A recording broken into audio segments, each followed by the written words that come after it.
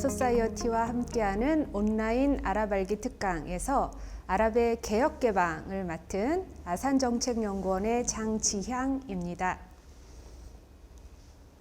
오늘 제가 얘기를 맡은 부분은 글로벌 트렌디 아랍 젊은 세대와 개혁 개방이라는 내용입니다.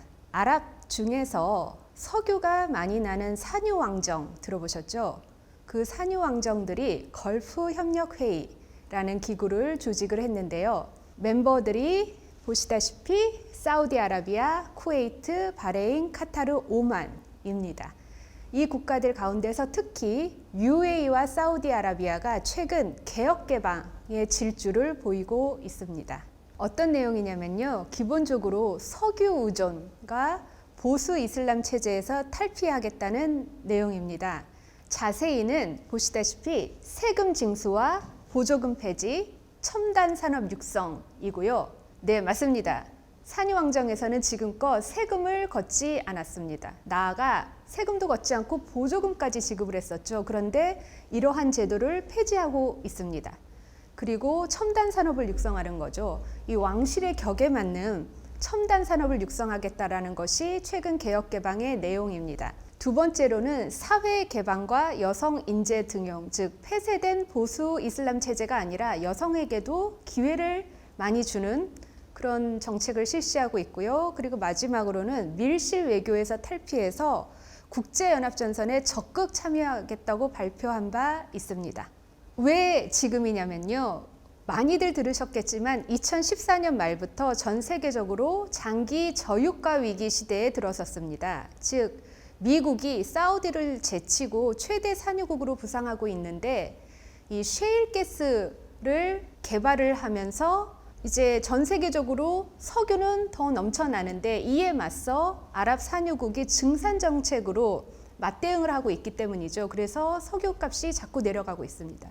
그리고 이슬람 극단주의 테러, 많이들 들으셨을 아이시스의 위협이 좀 더 높아지고 있고요. 그리고 이 아랍의 숙적이라고 하는 시아파 종주국인 이란이 패권을 추구하면서 영내에서 팽창주의 정책을 펼치고 있기 때문입니다. 그러면 어떠한 식의 개혁 개방인지 좀 더 자세히 알아보도록 하겠습니다. 자, 2017년부터 UAE와 사우디가 선도적으로 특별소비세, 부가가치세를 도입하고 있습니다. 즉 증세를 시작한 것이죠. 그리고 이 보조금도 폐지하고 있는데 무상의료, 무상교육, 저가주택 공급, 연료식품 보조금을 지급해왔던 것을 점진적이지만 폐지를 하고 있습니다. 그리고 UAE 같은 경우는 첨단 산업을 위해서 규제를 완화하고 있는데요.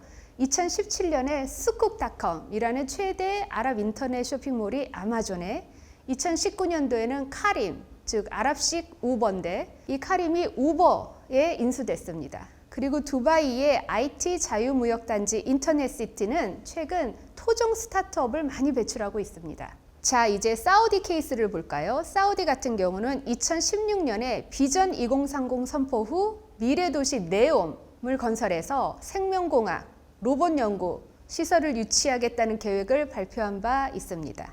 2019년에는 세계 최대 석유 회사인 국영 아람코를 주식 상장에 올렸고요. 당시에 아람코의 기업 가치가 그 당시 최고가 기업이었던 F를 능가하기도 했습니다. 자, 좀 더 살펴보겠습니다. 이제 사회 개방과 여성 인재 등용 부분입니다. UAE 같은 경우는 현재 여성 장관의 비율이 30%에 달하고 있습니다. 2018년에는 연방 평의회 의석의 절반을 여성에게 할당하기로 결정했습니다. 사우디 같은 경우는 2013년 슈라위원회의 의석의 20%를 여성에게 할당하기로 결정했습니다. 그리고 2019년도에는 사우디 사상 최초로 여성 대사가 배출이 됐죠. 주미 대사로 여성을 발탁했습니다. 그리고 2020년도에 UAE는 이제 더 이상 명예살인을 간과하지 않겠다, 묵과하지 않겠다라고 하면서 강력 처벌을 다시 한번 천명했고요.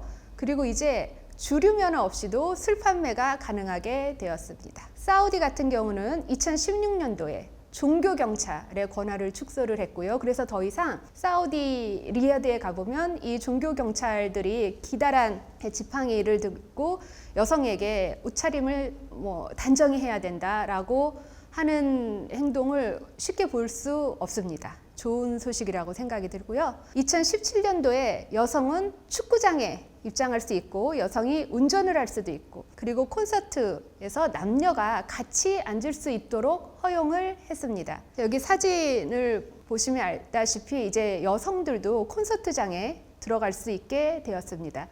2019년도였죠. BTS가 사우디에서 첫 공연을 하기도 했습니다. 그 외로는 어떤 일들이 있을까요? 자, UAE와 사우디는 이제 더 이상 오일머니에 기대서 밀실에서 왕실끼리만 굉장히 중요한 외교 정책을 결정하거나 하는 일을 않겠다라고 선언했습니다. 즉, 밀실 외교에서 벗어나서 국제연합전선에 적극 참여해서 책임 있는 국제사회의 일원으로서의 의무를 다하겠다라고 밝히기도 했습니다. 일례로 2014년도부터 시작된 국제사회의 반-IS, 반-ISIS 국제연합 전선에서 이 나토 장성들이 UAE군에게 작은 스파르타라는 별명을 붙여주었을 만큼 그야말로 활약이 대단했었습니다. 그리고 최근에는 UAE에서 코로나19 팬데믹 시기 굉장히 공격적인 방역과 투명한 정보 공개를 통해서 전 세계적으로 방역을 성공한 사례로 우뚝 서기도 했습니다. 자, 그러면 이렇게 질주에 가까운 개혁 개방이 어떻게 가능할까요?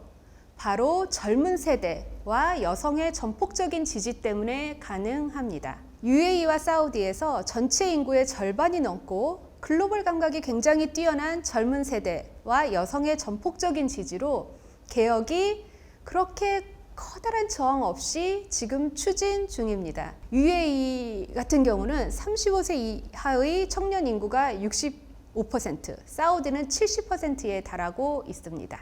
자, UAE를 살펴보면 2010년부터 왕실이 정부가 교육 투자를 적극 강화했는데요. 그래서 UAE에서는 미국 뉴욕대와 MIT, 프랑스 소르본대, 영국의 런던 비즈니스 스쿨 분교가 자리를 잡았고 UAE 청년들이 열심히 공부를 하고 있습니다. 그래서 2019년 아랍 바로미터 설문조사 결과에 따르면 2013년 이후 자신이 비종교적이다 라고 하는 답변을 했던 사람들이 8%에서 14%로까지 증가를 했고요.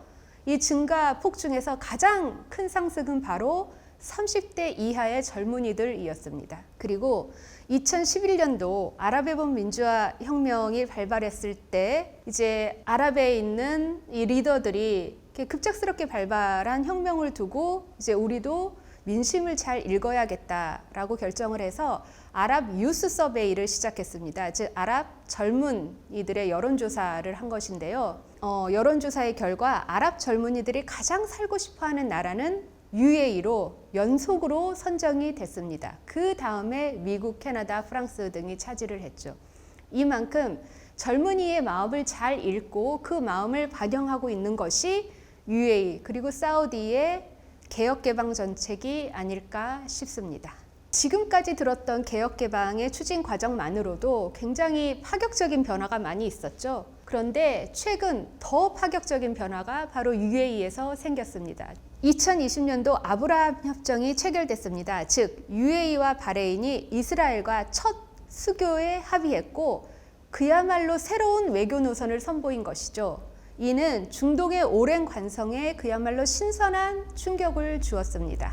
아랍의 민주화 혁명의 10주년을 맞아서 아이러니하게도 민주화 시위를 억압했던 아랍 산유 왕정이 구시대적인 민족주의를 탈피해서 영내 대외 관계에서 아주 선도적인 변화를 이끌었다라는 면에서 이 역시 이들이 주도하고 있는 개혁 개방의 아주 긍정적인 결과라고 볼 수 있습니다. UAE와 사우디는 최근 몇 년간 이스라엘과 이미 정보, 혁신경제 분야에서 밀접하게 교류해왔던 것으로 알려지고 있습니다.